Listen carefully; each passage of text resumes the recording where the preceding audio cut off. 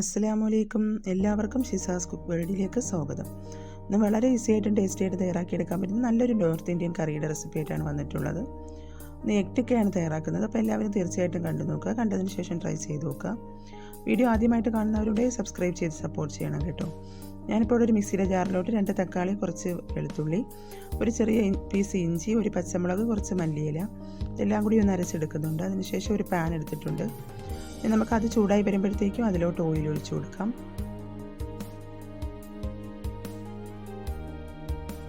ഞാനിപ്പോൾ ഇവിടെ വെളിച്ചെണ്ണയാണ് ഒഴിച്ചു കൊടുക്കുന്നത്. 2 ടേബിൾ സ്പൂൺ വെളിച്ചെണ്ണ ഒഴിച്ചു കൊടുക്കുന്നുണ്ട്.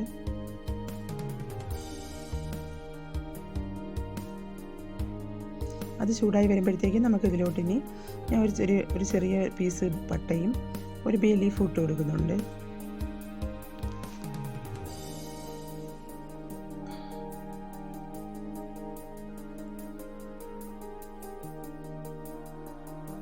½ ടീസ്പൂൺ ജീരകവും കൂടി ചേർത്ത് കൊടുക്കാം.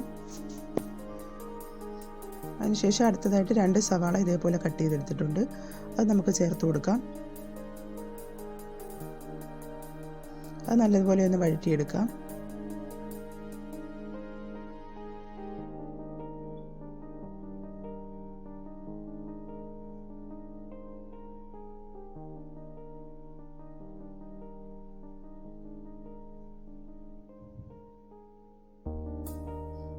ആവശ്യത്തിന് ഉപ്പ് ചേർത്ത് കൊടുക്കാം.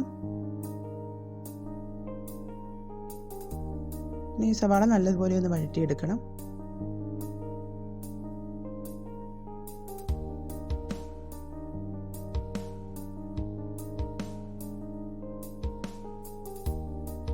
അതിവിടെ വഴണ്ട് വന്നിട്ടുണ്ട്.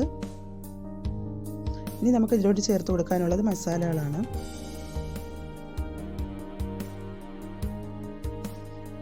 ഞാനിപ്പോൾ ഇവിടെ ½ ടീസ്പൂൺ മഞ്ഞൾപ്പൊടി ചേർത്ത് കൊടുക്കുന്നുണ്ട്. 1 ടീസ്പൂൺ മുളക് പൊടി, 1 ടീസ്പൂൺ മല്ലിപ്പൊടി, ഒരു 3/4 ടീസ്പൂൺ പെരിഞ്ജീരകം പൊടിച്ചതും കൂടി ചേർത്ത് കൊടുക്കാം. എന്നിട്ട് നമുക്ക് നേരത്തെ അരച്ച് വെച്ചിരിക്കുന്ന അരപ്പും കൂടി ഇതിലോട്ട് ചേർത്ത് കൊടുക്കാം. അതുകൂടി ചേർത്തതിന് ശേഷം നല്ലതുപോലെ ഒന്ന് മിക്സ് ചെയ്ത് കൊടുക്കാം.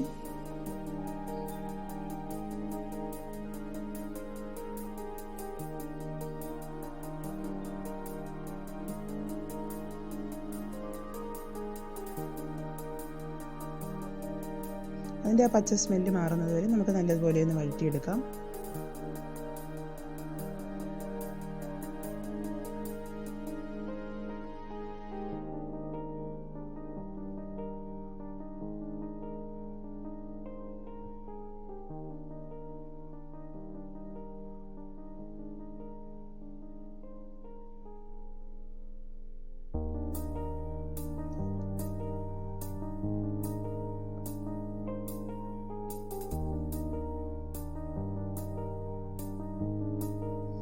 അതിപ്പോൾ ഇവിടെ നല്ലതുപോലെ വഴണ്ട് വന്നിട്ടുണ്ട്.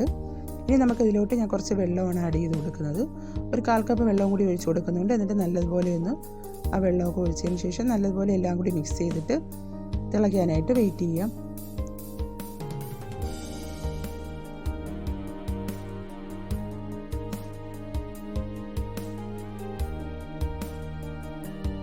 നമുക്കിതൊന്ന് മൂടി വെച്ച് കൊടുക്കാം.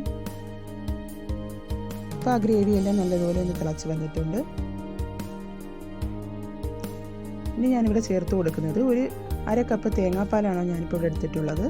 നല്ല കട്ടി തേങ്ങാപ്പാലാണ് എടുത്തിട്ടുള്ളത്. നമുക്കത് ചേർത്ത് കൊടുക്കാം.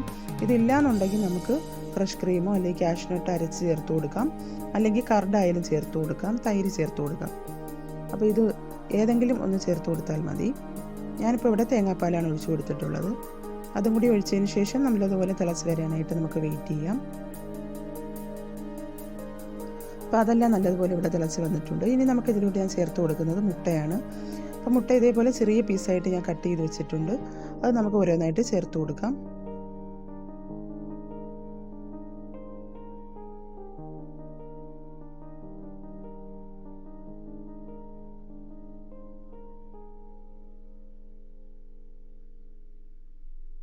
ഇനി കുറച്ച് കസ്തൂരി മേത്തിയും കൂടി നമുക്ക് അതിലോട്ട് ഇട്ട് കൊടുക്കാം. ഇനി നമുക്കൊരു ലോ ഫ്ലെയിമിൽ വെച്ചിട്ട് അതിൻ്റെ ആ ഗ്രേവിയിൽ ആ മുട്ടയൊക്കെ പിടിക്കത്തക്ക രീതിയിൽ നമുക്കൊന്ന് വെയിറ്റ് ചെയ്യാം. അവസാനമായിട്ട് കുറച്ച് മല്ലിയിലയും കൂടി ആഡ് ചെയ്ത് കൊടുക്കാം. അപ്പോൾ ഏകദേശം നമ്മുടെ കറി ഇവിടെ റെഡി ആയിട്ടുണ്ട്. ഇത്രയേ ഉള്ളൂ. വളരെ എളുപ്പത്തിൽ തയ്യാറാക്കിയെടുക്കാൻ പറ്റുന്ന നല്ലൊരു കറിയാണ്. അപ്പോൾ എല്ലാവരും തീർച്ചയായിട്ടും ട്രൈ ചെയ്ത് നോക്കുക. വീഡിയോ ഇഷ്ടപ്പെട്ടിട്ടുള്ളവർ ലൈക്ക് ചെയ്യാനും ഷെയർ ചെയ്യാനൊന്നും ആരും മറക്കരുത്. അപ്പോൾ എല്ലാവരും ട്രൈ ചെയ്ത് നോക്കിയിട്ട് ഫീഡ്ബാക്കുകൾ അറിയിക്കുക.